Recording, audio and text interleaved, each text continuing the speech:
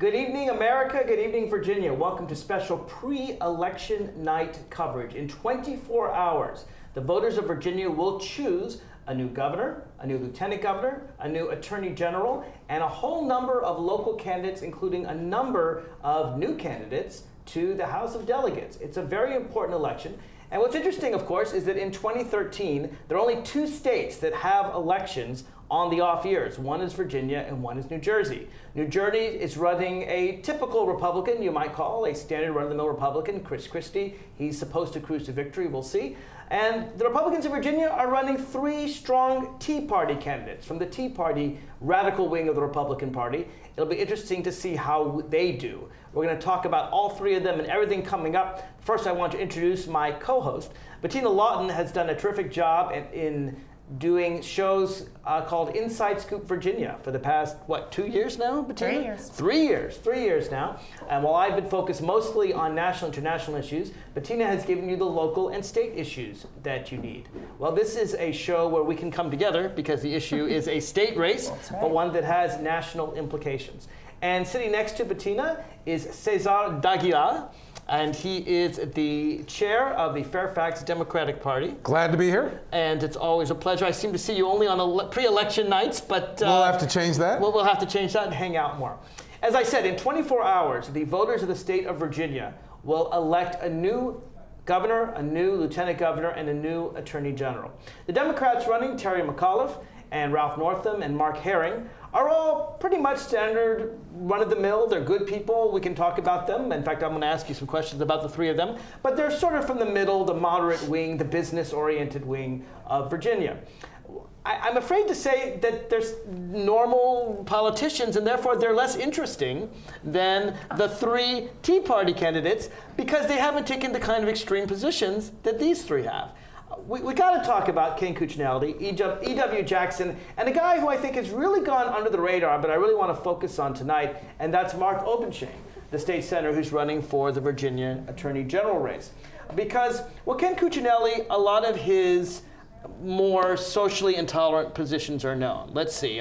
He wants to bring back sodomy laws in Virginia, which would ban oral sex between married couples. Not sure why Ken Cuccinelli wants to be looking over the shoulders of married couples, but you'll have to ask him that. He's also come out very firmly against the state universities that wanted to treat gay people and straight people equally. He thinks they should discriminate against gay people. Again, not quite sure why, but I guess not sure how any of that creates jobs, by the way. Me neither. Ken Cuccinelli, he's very much from, it's interesting because I don't think all Tea Party candidates are this intolerant. I mean, I think there are Tea Party candidates that mostly focus on taxes and things like that. Right. But these are from let's look at the Lieutenant Governor candidate, E.W. Jackson. He's from what I would call the Taliban wing of the Republican Party. He is a reverend, but he's not your ordinary Christian reverend. He compared, the KKK, Planned Parenthood to the KKK. That's right. He compared abortion to slavery. Mm-hmm. He called gay people sick and perverted. He's definitely not your mainstream Republican. Well, you have to remember the Democratic Party are also anti-Christians. We are not the Christian. Their words. Their words. His words. That's right. Yeah. I don't believe that you have to compare Planned Parenthood to the KKK to be a good Christian. I don't think so. I just don't. I don't think that's. It's what happens when you have a few people deciding. Well, let's talk about that. So, Cesar, the Republican Party, the Democrats had a primary. And the people of Virginia got together and they voted on who they wanted. There were contested races, and they chose their candidate slate. The Republicans had the opportunity of having a primary. Mm-hmm. The current Lieutenant Governor, Bill Bolling, wanted a primary. He's from the moderate wing of the Republican Party. And a primary would work for him because if you've got a broad group of people voting, the likelihood of getting somebody who is more moderate is higher. But that's not what Ken Cuccinelli wanted. And of course, we do have to remember that poor Lieutenant Governor Bolling thought he had a deal. The last time we had a governor race, he stepped aside to let McDonnell run. And this was supposed to be his turn. And that didn't happen, which can sort of explain why he and Cuccinelli are not best buds. No, Bill Bolling is maybe the only sitting Republican lieutenant governor in history that has not endorsed the Republican ticket. Right. Well, we're seeing a lot of that. We're seeing a lot of our Republican moderate friends actually saying, you know what, I cannot support. It's fascinating. Ken Cuccinelli. It's fascinating because Terry McAuliffe has the support of all Democrats, the large majority of independents, and even, as you say, a growing number of Republicans. And a huge growing number on the business side. And Ralph Northam, of course, Dr. Northam certainly does too. Most people consider Jackson to be, I'll use the words wacko. He's a little crazy. He's a little mixed up, and you wonder if you're a woman in Virginia or if you're a gay person in Virginia, what it means to have this Taliban-like candidate. It makes sense if you're having a conversation in an echo chamber. I guess. Which is what that primary selection was about. He said that if you're not Christian, you practice a false religion. Right. I'm Jewish. Is he saying that Jews don't belong in Virginia? Or Muslims, or atheists, or agnostics, or Buddhists, or Baha'i? Again, which is why the moderate wing of the Republican Party is saying no. No. They're saying no. Here's what I want to focus on tonight, because I think a lot of people know about Ken Cuccinelli. If not, they've seen a lot of commercials. Terry McAuliffe has a lot of commercials on the air. I think a lot of people know about this wacko preacher, E.W. Jackson. There's a guy going in under the radar. And he's State Senator Mark Obenshain, the Republican candidate for Attorney General. Now, Mark Herring, the Democratic State Senator, again, middle of the road, liberal, but definitely not a leftist, not way out there, sort of a solid middle of the road Virginia State Senator. And I was looking the other day at their records on various things. And we'll talk about guns and we'll talk about abortion and those things where you would expect liberals and conservatives to differ on. But I was surprised by Mark Obenshain's position on child molesters. He supports saying if you molest a child, you rape a child, and that child makes it to age 20 before they complain. A lot of children, when they're raped, have post-traumatic stress, and it can take years for them to come and talk about their experiences. You're home free. Now, not only did Mark Herring support a 20-year statute of limitations for child molestation, but so did the vast majority of Republicans and Democrats. Virtually the entire legislature said, you know what, if you rape a child, you shouldn't get off scot-free after 2 years. Not Mark Obenshain. I'll tell you something else he supported. He supported, and this is something that made the Humane Society really angry, he was against regulating puppy mills. Now, you know about these things. You've probably seen those commercials on TV with that theme music, with the terrible treatment of animals, of kittens and dogs and so forth. And of course, the vast majority of the legislature, I think for all except 2 or 3, in fact, I think Ken Cuccinelli was about the only one that voted with them on this one, said, you know what, we have to regulate to make sure you don't mistreat puppies. And yet Obenshain said, nope. I'm fine with mistreating puppies. He actually was against laws that prohibited dog fighting. He was against laws that prohibited cockfighting. He was against laws that would allow the torture of foxes in Virginia. The Humane Society, this is the most nasty toward animals guy maybe ever running Attorney General history. That's why I wrote a piece that you can find on my website, marklevintalk.com. It says if you hate puppies and like rape, here's your perfect candidate, Mark Obenshain, because let's talk about serious matters. Let's talk about rape. This is a guy who advocates if a rapist violently rapes a woman, and again, if you're a woman, imagine yourself. If you're a man, think of your wife or your daughter or your mother or your grandmother or your granddaughter. He believes that the rapist can force that woman to have their child, even after the rape's over.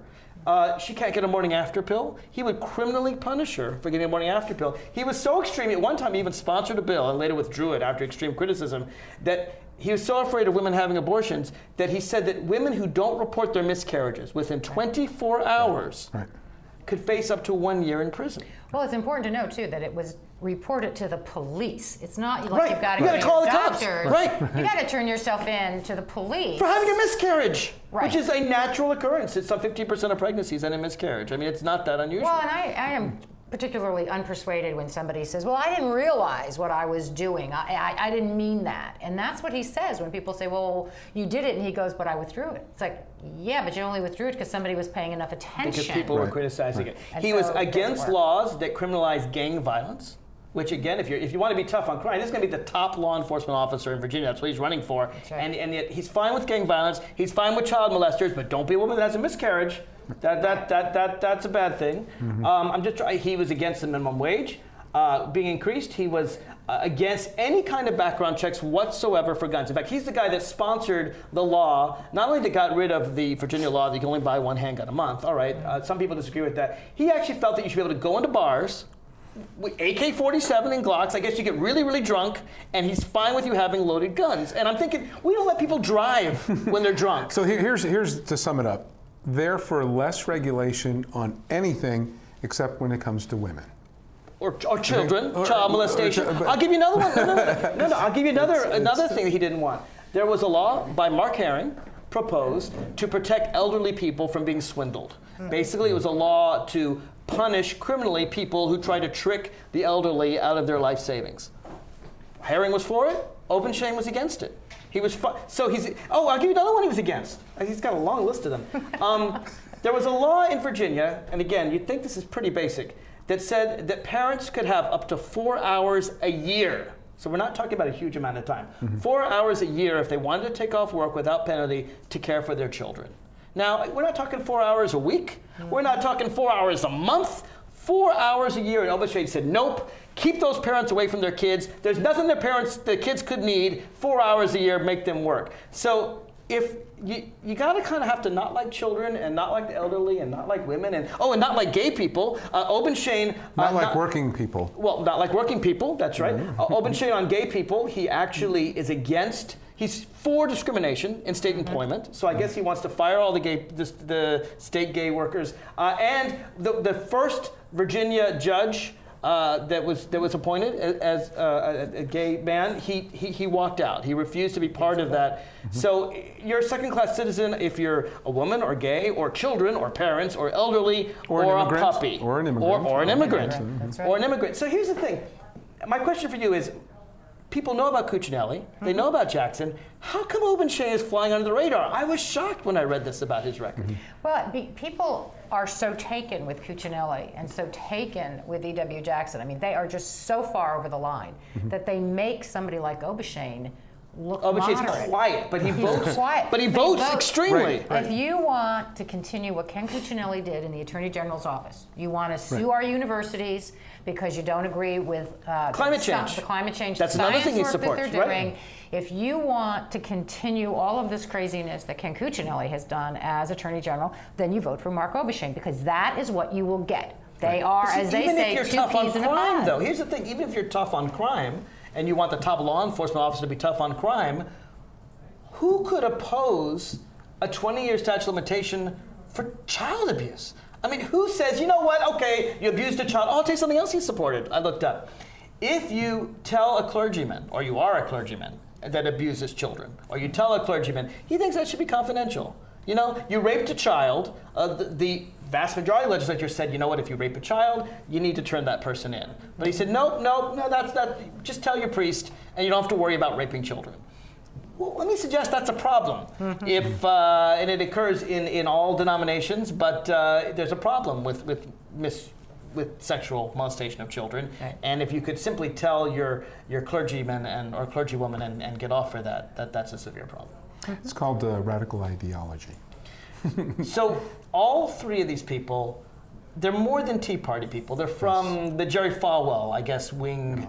Although I'm not even sure Jerry Falwell would go this far. Yeah, even that's an insult to Jerry Falwell. Maybe it is. That's an insult to him too. Well, let me tell you what we're going to do. We're going to have a number of candidates come forward. Yep. We've got some local candidates in the race. We're going to talk about the national races, but also about the local races. Cesar, Fairfax County, the largest jurisdiction in Virginia. 1 in 7 voters. What is going on specifically in your county? How much time do I have? One of the most important races in Fairfax County. Well, let me tell you, I'm feeling really good about most of them. I think a couple we got to get the turnout high. I think I'm feeling good at the top, but we still got to get turnout high.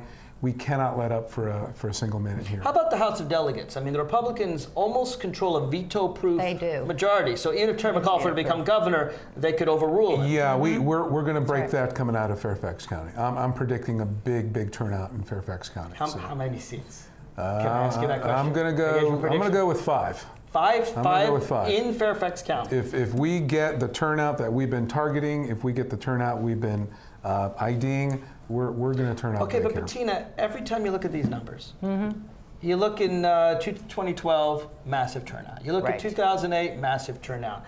Virginia went for Obama, and it wasn't even close in both 2008 and 2012. By those numbers, you'd think we were a blue state. Right. But you look in 2009, you look at 2011, you look at 2013. That's what we're worried about. And here comes, and Virginia looks like a red state. They vote overwhelmingly for the Republicans. They do. Where are the Democratic voters? Are they just sitting home? Well, they have in the past, but I will tell you, we have really, the advantage of Cuccinelli and E.W. Jackson and Obenshain is that the Democrats are really motivated this year to get out. Right. And we have had, with our state party this year, they took over the coordinated campaign so that it was really coordinated statewide. And we have canvassed so many people. We canvassed probably around 100,000 people Virginia-wide just last weekend. We've got canvassers running all the time. We know where these people are. We're keeping better track of them.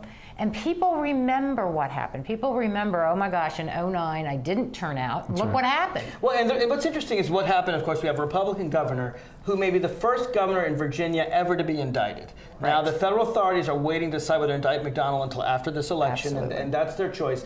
But given all the pay-to-play, all the bribery, all the money he got from various people that his wife got, that his daughter got, and Ken Cuccinelli got money from the same people. That's right. Yeah. And Mark Obenshain, I don't think he got the money, but he supports laws. He supports laws that you give unlimited gifts. We call them gifts. Isn't that nice? Yes, we do. In Virginia, we're very genteel. We call them gifts to politicians. Right. And unlimited amounts to their children, their spouses, without disclosure. Obenshain thinks that if you have to disclose your bribe, it's just not a pretty thing. Well, it's not. Whereas Herring actually thinks that you shouldn't be able to give unlimited bribes to Virginia politicians. So on a pure corruption front, I guess my question is, how does the fact that McDonnell is approaching indictment going to affect how people feel about the Republican leadership of Virginia? Well, I think it's going to have a huge impact. And what their counter will be are the things we've seen.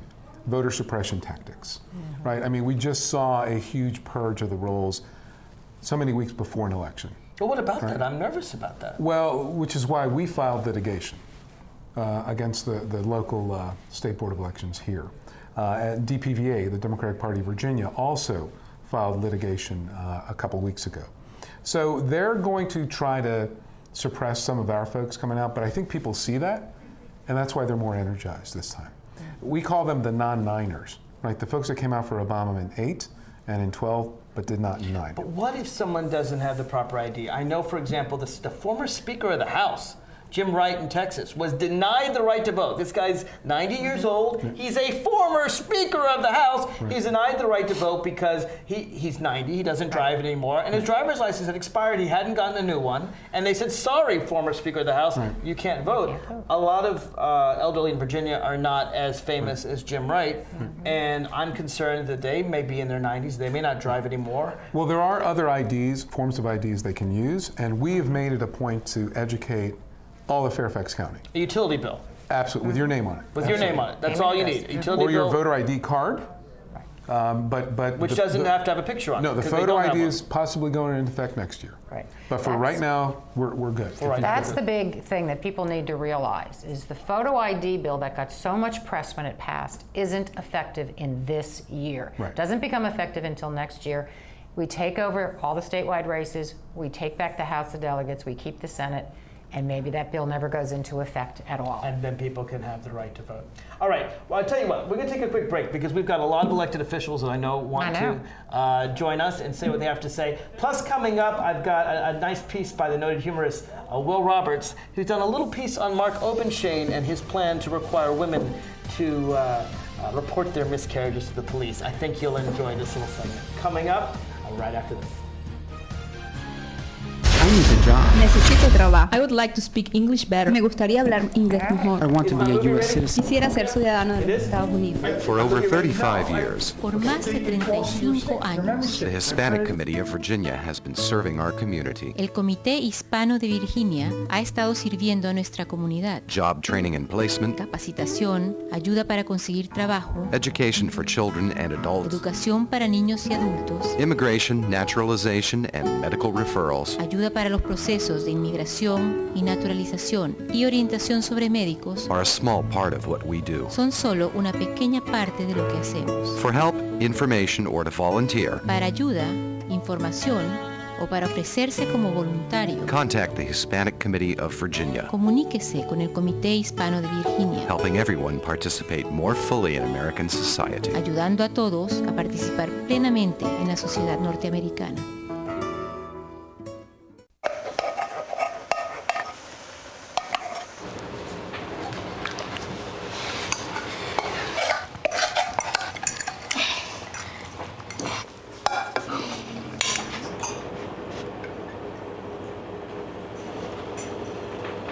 Hey, Lena, where's yours?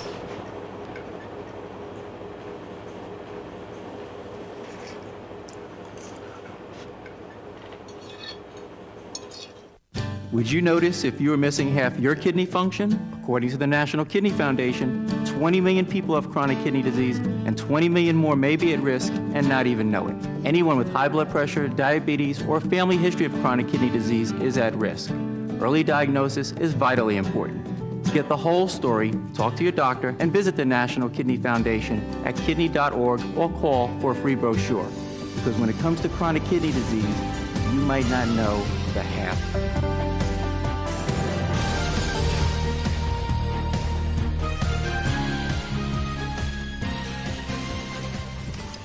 Welcome back. I'm Bettina Lawton. I'm the host of Inside Scoop Virginia, and with me tonight is Mark Levine, who is the host of Inside Scoop, the big Inside Scoop, the national, the international, the absolutely amazing Mark Levine is here. And then we also have the equally amazing, I don't want to slight the other folks, no. equally amazing guys on this side with Cesar Del Aguila, who is the chair of the Fairfax County Democratic Committee, and Mark Sickles, who is a delegate. He's running for re-election this year. That's going to happen. It just depends on how overwhelming the vote is. Mark is also the head of the House Democratic Caucus. And so we're going to talk a little bit about not just Fairfax, but what you see in the House of Delegates statewide. As we mentioned in the first segment, there's a veto-proof House right now. Is there really veto? How many Republicans are in the House right now? There are 68 effective. There's one independent and 67. Out of 99. Out of 100. Out of 100. Out of 100, but the Senate can sustain a veto too with just 14 Democratic votes. So, you don't have to worry about that issue so much. We talk about it because it's a benchmark. We're going to surpass 34 tomorrow, which is the level we need in the House. But luckily, we have the Senate, and of course, the big thing we're going to learn tomorrow night is whether we take control of the state Senate, which is it's on the ballot tomorrow night for Virginia voters to decide. Which would happen if Ralph Northam wins Lieutenant Governor, and because it's an equally split Senate. And we would have to win 2 special elections coming up, which we think we can do. And those would occur in a couple months? Yeah, the governor would set the date for it. Right. There would be time for a primary, and then they'd set the election. Sometimes they have them as late as after the session starts, but I think there's enough time now to have these crash elections. We're all used to them. It happens every year or two that we have these, to get the 2 senators in place before January 8th, I think, is the day we're starting. Mark, explain to voters, Virginia voters, why in a state that voted for President Obama in 2008 and 2012, has 2 Democratic senators, has a Republican governor, so we're a purple state. Yeah. Why they would have a Virginia House of Delegates that's 2/3 Republican in a state that I can understand 52-48 or 55-45, but 68? Sure. Well, redistricting is a wonderful thing. When you can have the pen yourself and do it, and we need to get away from that. We need a bipartisan or nonpartisan. So they drew the lines to ensure. Yeah, that's the main reason. But we also self-select where we live. I mean, that's part of it too. You can't draw a Republican seat in Arlington or Alexandria City. It's impossible. Well, not enough Republicans in Arlington. Right. I mean, there's no way to gerrymander a Republican seat in those jurisdictions. So part of it is where we live, and our part of the state up here is culturally more centrist and liberal and open to and more tolerant, as we all know, and our population is so diverse. Our high schools have kids from all over the country, all over the world, speak over 100 languages in most of our high schools in Fairfax County. So the world is changing, Virginia's changing, and I think that has manifested itself in our voting patterns. The higher the number of votes, usually the better off we are. I note that in the Politico story you might have read this morning, the chairman of the Republican Party, Pat Mullins, is hoping for a 30% turnout. Right. He said we're going to win with 30%, and it is. So they want to keep turnout down. Absolutely. And or the number of people that vote down. There's two ways to do that: low turnout, and you suppress the vote. Right. So what are we doing? You'd be the one in charge, I guess, in the Democratic Party in Fairfax. What are we doing to increase the vote? I mean, to get people, how do we get the people who voted just last year to even know there's an election tomorrow? Well, I think Mark knows this better than anyone. It's voter contact, voter contact, voter contact. And it's canvassing. There's nothing more persuasive than the candidate at that door talking to that person. I think the reason we're going to do so well tomorrow in these races is because of the ground game. That gives you the extra 2 or 3% you need. People are ready to vote for Democrats right now after the performance that we've had in our General Assembly, particularly in 2012. People have long memories. They don't remember a lot of what the General Assembly does, but they remember our session in 2012 and how off the charts. Tell us some of the things that were off. Well, that's when we had the personhood bill fly out of the House with hardly any opposition. We had the let's talk about what this means. Personhood means that if a fetus would have, it's really a fertilized egg. It's not really it's not a fetus. An embryo. Yeah. An embryo would, so in other words, a miscarriage, I guess, would be equivalent to child abuse. Right. It's not a pregnancy even. It's just a fertilized egg. And of course, a lot of birth control works by not allowing implantation in the uterus and preventing pregnancy. So Ken Cuccinelli and Mark Obenshain would actually ban these forms of birth control. Well, the point of personhood overall is to make abortion illegal, but it also has other impacts with birth control, with in vitro fertilization. That would be illegal for infertile couples. That option would be gone. And of course, we've talked a lot about in this election, but a miscarriage could be a crime, and if there's a provision in the bill that says if you do this and you do this, it wouldn't be a crime, but that would lead to obviously an investigation of what happened when you had your. So we have police coming into women's homes saying, did you really miscarry? This is the implications of the law. We made these points on the floor, and it didn't matter. The voters of Mississippi just turned it down a month or two before we passed it out of the House of Delegates easily. So okay, we have to take a break, and we have more elected officials coming up. I want to talk about the most extreme thing that even Jon Stewart made fun of, the transvaginal ultrasound, where the Virginia Republicans want to pass through a bill to allow the state to put something inside a woman against her will. I don't want to think about it, but I'll talk about that when we come back.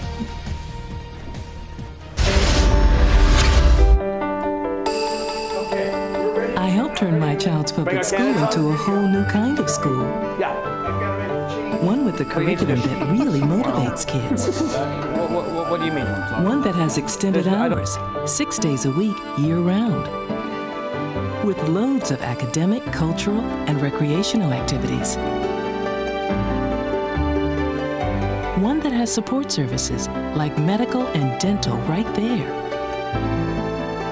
A school where parents' involvement is encouraged, where teachers have more time to teach, and students are excited about learning. There's just one problem. My child doesn't ever want to come home. You can help turn your school into a community school for excellence. Find out how. Call 1-877-LOVE-TO-LEARN. It's coming. Right to your neighborhood. And when it does, you may be surprised. It's your Social Security statement of your benefits, and it's going to help you plan your financial future. Your benefit statement will tell you how much Social Security you're eligible to receive and when you'll get it. Then you'll know how much you need to save for retirement, because that's coming too. The future is in your hands. Choose to save. The toxic fumes from this meth lab are seeping into Jamie's sinus cavity. Ammonia vapors invade her throat. Toxic gases fill her lungs. Jamie's body is deteriorating. And she doesn't even know it. Jamie, dinner. So, who has the drug problem now? Find out how meth affects you at drugfree.org/. I Bronx Public School into a whole new kind of school.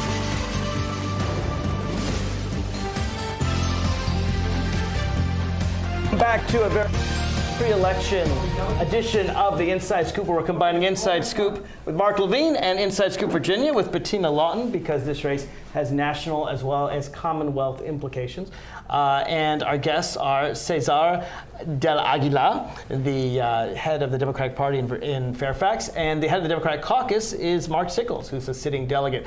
Mark, tell us what happened, because this received national attention. It really did, and unfortunately the comedians enjoyed it, but it was actually a very serious topic. What's this transvaginal ultrasound? Well, in order for a woman in the earliest stages of pregnancy to actually see the fetus, is what they want to force women to do so they'll feel guilty and not have an abortion, the only way to do that is to have an internal probe inserted. And I don't know how many people realize that, but we explained it on the floor to them. And it's a wand that goes inside a woman. Wand. That's not. If you've been watching TV, you might have seen one on television. Yeah. And this would be against their will. Your insurance doesn't have to cover it. It's a total burden on you to pay for it.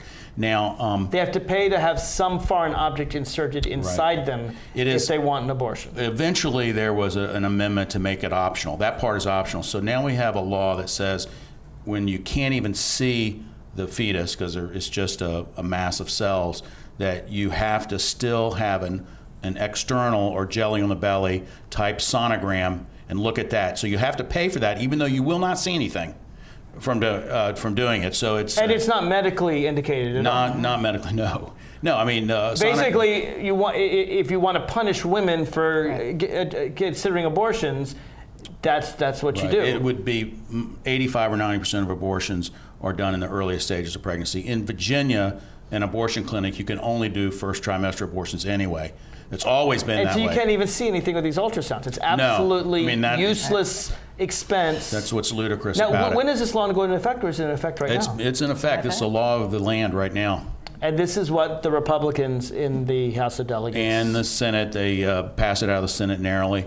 I hope with rational people joining the General Assembly, which is a good segue to what can happen tomorrow. We're hoping to bring a lot more help on our side to bring more centrism to the House of Delegates, and we've got a lot of good candidates out there on the strength of the strong ticket we have against this ticket that you were describing earlier. We think there'll be some good coattail effects. We have a lot of candidates that have worked hard enough to be in a position to win tomorrow. And you have some of them with you, I believe. Well, there's a couple. I think we have a couple out here.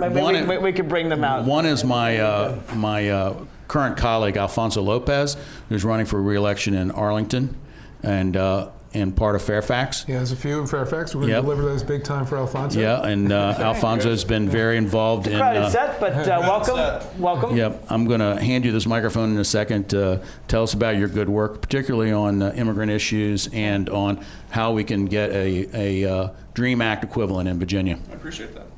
Thanks for having me on the show, folks. Thanks for coming. I apologize. My little horse, I've been door knocking for the last 15 months. Basically, right now, the Latino population in Virginia is... Take a look at it. Tell them. Oh, tell them. The Latino population in Virginia is at 8%. 6% naturalized citizens and citizens. We now make up around 2.4%, 2.5% of the registered voters in Virginia. Around 215,000 voters. Jim Webb beat George Allen by 9,316 votes. And overall voter registration for Latinos in Virginia has increased by 91% between 2000 and 2010. Wow. What we're talking about here right now is a huge growth in the Latino voice in the Commonwealth. And here's a kicker. The average age of a Latino citizen in Virginia is 15 years old. 15. And so what does that mean? 56% of these kids know someone who is undocumented. Their family members, their friends, folks that they've come into contact with in their neighborhood. And so they also see that there's a large segment of the Republican Party in Virginia, especially in the House of Delegates, that's been systematically demonizing the Latino community, the New American community, and the immigrant community, basically for the last 12 years. Mm-hmm. And so, what would be the difference between a democratically controlled legislature assembly in Virginia for a Latino voter? What would change? you would not stop seeing the Alabama and Arizona style anti-immigrant legislation, these ugly bills that are specifically put out to build up walls Give around the state. Give me an example of one that happened in Virginia. Well, stop and frisk. There was this bill that was put forward. It was put forward by Rich Anderson, I think, last year or 2 years ago. That basically would have said it was a copy of a bill that had been done in Arizona. That would have basically said, given the local police the ability to simply look at someone and say, if I have a reasonable suspicion that they might be undocumented, then I can, stop and frisk. Not sure you have that reasonable suspicion. Maybe you heard them speak Spanish? I mean, well, where does that come from? Crazy, actually, they look like Cesar, and that was in Well, and that's one of the reasons, this is a very key, that was one of the reasons I got into this whole political thing. They tried this in Herndon. Mm-hmm. So people that look like us could be just pulled over and questioned in America. Questioned. Right. And one was a bill put forward by Ken Cuccinelli, actually, that said if you speak a language other than English, even while on your break and on the job, you can be summarily fired. Right. And so we're not talking about creating a welcoming Virginia. We're not talking about creating a dynamic Virginia that attracts talent. We're talking about building walls around Virginia. And the one thing I really care about is the Virginia Dream Act, which is in-state tuition for undocumented students. We have something that Governor Kane said several years ago, and he said a lot during the Senate campaign. Virginia's competing against not just other states, but other countries for economic development dollars. And what does it say about us when, from an economic development perspective, when we are telling talented kids, in some cases in Arlington County, some of the best high schools in America, graduating as valedictorian, that they have no future. We pay for your elementary K through 12, but we're going to put up this big stop sign. You can't go on. Here's what I understand. Most of these kids, if you're 12 or if you're 6 or if you're 3, you don't decide to enter this country. Exactly right. You're brought in by your parents, and if you want to attack the parents, that's one thing. But the kids themselves, they only speak English. They only know America. And what are we going to do? Send them to a foreign country now? Mark, in our House of Delegates, we passed a bill that said not only could you not get in-state tuition, even if you've only known America, you could not get in. We would ban them attending our colleges and universities. The anti-dream. And it's the anti-dream. We passed that in the House of Delegates. If they apply that to Ted Cruz, who's born in Canada, I mean, it's just amazing. I think maybe he's not brown enough for them to do that to him, but it's just, I don't know. It's just the intolerance. That's what we're trying to get past. Right. I mean, we were built on being a tolerant, welcoming state and a tolerant, welcoming community and country. And the fact that we're going this other way is, I think, it says very bad things about where we are right now. Okay. Did you have another House Delegates candidate you wanted to introduce? Come on in, Ed Deitch. By the way, Alfonso You're welcome Lopez, to stay if you want. The first Latino democratically elected to that Virginia General Assembly. Congratulations. Very good. Congratulations. My man. Thank you. Please join us. Come on in, Ed. Mark, introduce Ed Deitch is an activist and somebody who's been very concerned about humane issues all his life, and he is working hard to unseat a longtime incumbent in South Fairfax County, and I'll let you, Ed, talk about his campaign. Thank you, Mark. Thank you guys for having me back, actually. It's good to see you again, Thanks Bettina. for coming on. One of the things that got me involved in the first place in this race was the video you were referring to on the floor of the House that happens to be against my opponent. He's the one who stood there joking about the transvaginal ultrasound bill, couldn't say the words even though he was a sponsor of it. He was going trans V this, trans V that, just could not spit it out of his own mouth. He could force the state to insert an object into a woman's vagina, but he couldn't talk say about the word it. Vagina. Couldn't talk about it. Mm-hmm. And summarily embarrassed his wife and the state of Virginia, all in one video. And as soon as that video was over, my wife, knowing my personality, just looked at me and said, "So when are you declaring you're running for the House?" She knew I was not going to stand there and watch this happen. You were also talking about Mr. Obenshain's lack of support for getting rid of puppy mills. Yeah, no, I don't even understand that. I mean, I almost get, weirdly, this misogyny and this anti-gay stuff and anti-Latino stuff. Gets the wrong word. These are old prejudices. But what does the guy have against puppies? Well, I could tell you that I'll be more than happy to take him with me the next time I go on a deployment. I volunteer with the Humane Society's National Disaster Animal Response Team. Good for you. And part of what we do is not just going into places like Joplin and New Jersey after the hurricane and the tornadoes, but we go into puppy mills, animal fighting things. And I can tell you that the biggest heartbreak you see is a puppy mill.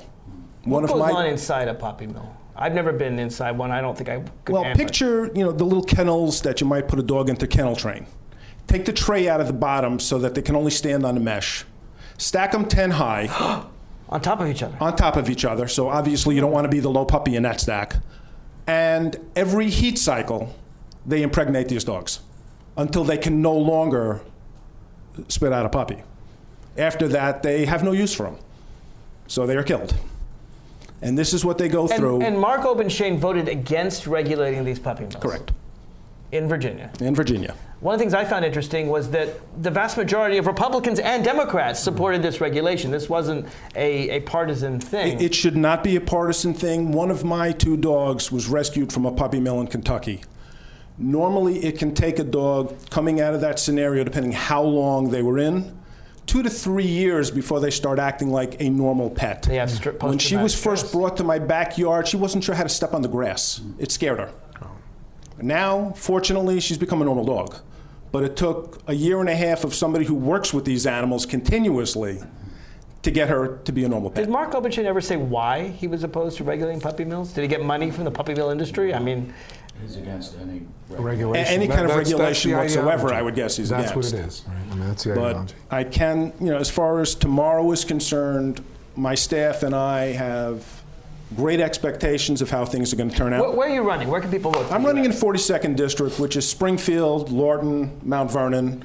We literally go from West Springfield High School down to Lorton, head out toward the Potomac, and go all the way out to the shore, Mason Neck, Westgate. So it's a large geographic area. So, folks, if you need a reason to vote tomorrow, he's standing right here. Thank you. And vote for the one shout out I'd like to give is we've worked very closely with some students from Falls Church High School who have made a lot of phone calls for us, and South County High School. The South County High School kids not only made thousands of phone calls for us, they have knocked on hundreds and hundreds of doors.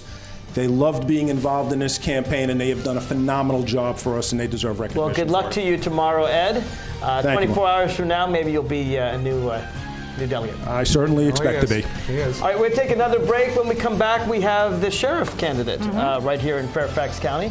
You won't want to miss that, or my special video on Mark Obenshain by humorist Will Roberts. Back after this.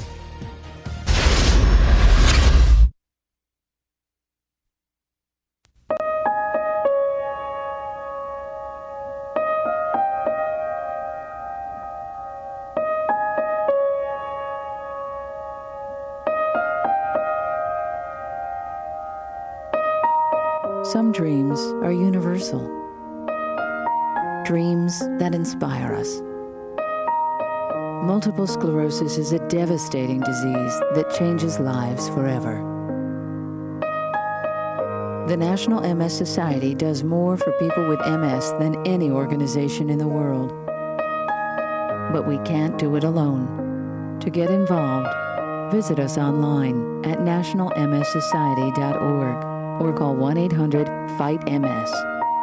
This is why we're here.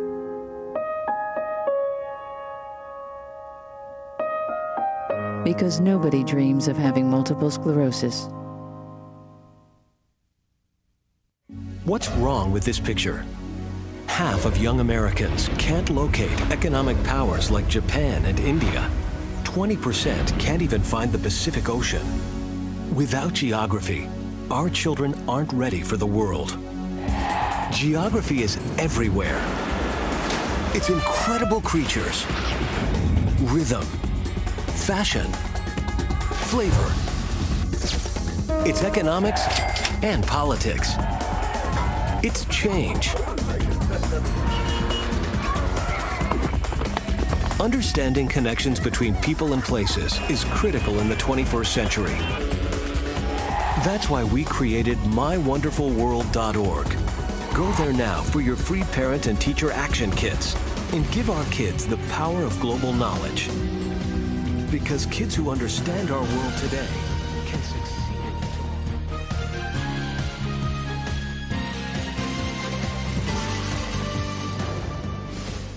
Welcome back. I'm Bettina Lawton. I'm the host of Inside Scoop Virginia. And with me tonight is Mark Levine, who is the host of Inside Scoop. And Mark typically does national and international and amazing kinds of things, so you have to make sure you always tune in for him as well. And then with me, and he has been here the entire show, is Cesar Del Aguila, who is the chair of the Fairfax County Democratic Committee. And we have switched off of our delegates and now have Stacy Kincaid with us. And Stacy is the Democratic candidate for Fairfax County and Fairfax City and the town of Vienna and the town of Herndon. We always forget that, and some people will say, oh, it's Fairfax County. It's not. It's much broader than that.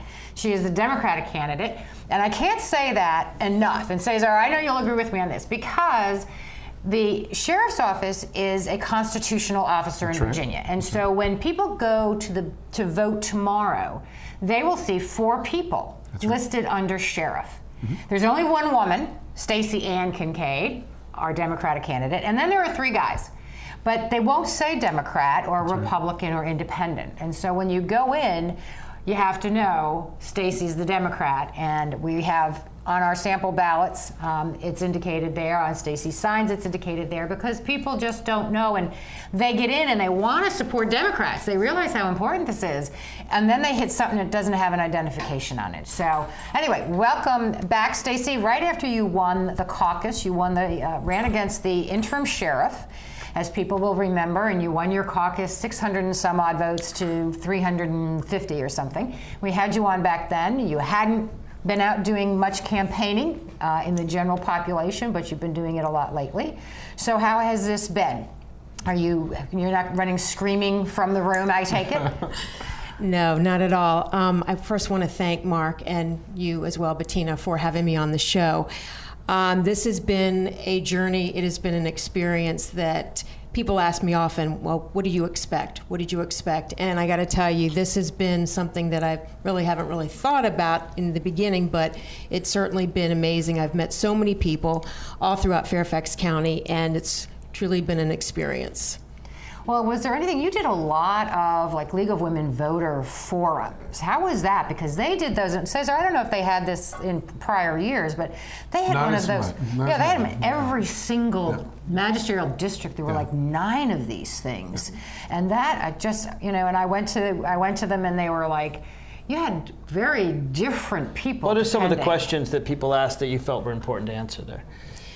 One of the most important things were, what does the sheriff do?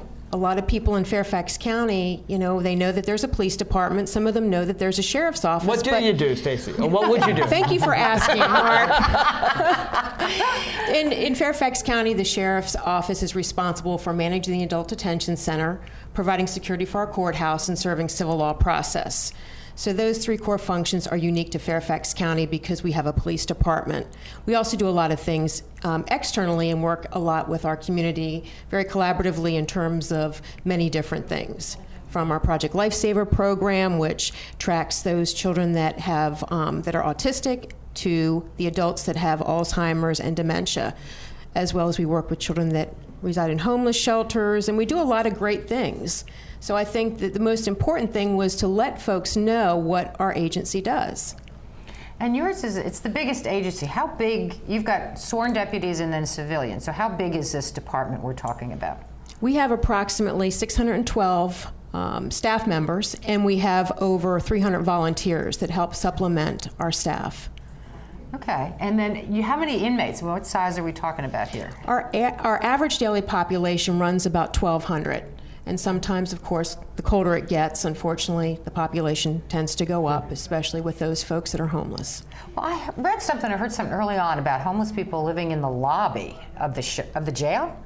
That was correct. We had homeless folks living in the lobby of our adult detention center, and that was, once they get out and they don't have a place to go, or they just, for whatever, if they have a mental health issue, they just go where they are going to be warm and they're going to be safe, and whatever belongings they have are going to be, protected. Well, how do you find when you go around the county, because the mental health thing that you just mentioned, people seem to ask about that a lot. How does that work? Because there's There's a perception that somehow these people are getting into the jail and they're just sort of warehoused, I think was the phrase somebody used one time. We're a big warehouse for mental health people, mentally ill people. What can people expect? They just show up, you lock them up. Do you do anything with them? Unfortunately, the jail has become the default in terms of health care for the mentally, those folks that are mentally ill. And it's almost a double-edged sword because they come in and while they're locked up, we have the Community Services Board, which is comprised of psychologists, psychiatrists, social workers who work in conjunction with our medical staff as well as our deputy sheriffs and civilian staff, and are able to provide treatment in some type of, safe environment out of the elements. However, that's not a place for individuals that have mental health issues. So this is an opportunity for us to work collaboratively, not only with our Community Services Board, but also with groups throughout Fairfax County, and also with their families, and establish some type of post-release program where they're able to be tracked and they're able to get there's more resources available to them once they get out.